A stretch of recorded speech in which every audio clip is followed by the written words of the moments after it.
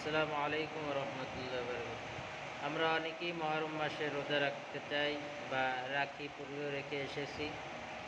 তো মহরম মাসে কয়টি রোজা রাখবো এবং এই রোজার ফজিলত কী, এ সম্পর্কে বিশ্বনবী সাল্লাল্লাহু আলাইহি ওয়াসাল্লাম এখানে হাদিস বর্ণনা করেছেন। বিশ্বনবী বলেন, আফদালুস সিয়ামে বা'দা রমাদান শাহরুল্লাহি মুহাররম।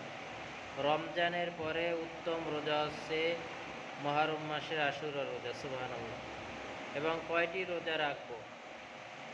মহরম মাসে আশুরার রোজা খ্রিস্টানরা একটি রোজা রাখতেন।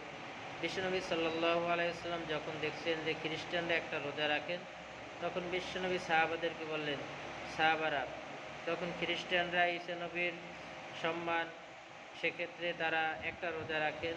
অতএব আমি যদি আগামী বছর পর্যন্ত বেঁচে থাকি, আমি এই আশুরা বা মহরম মাসে আমি দুটি রোজা আদায় করব। এই জন্যই দুটি রোজা রাখাই নবীজির আমল এবং আদর্শ। 9 এবং 10ই মহরম দুটি রোজা রাখবেন যাদের সম্ভব।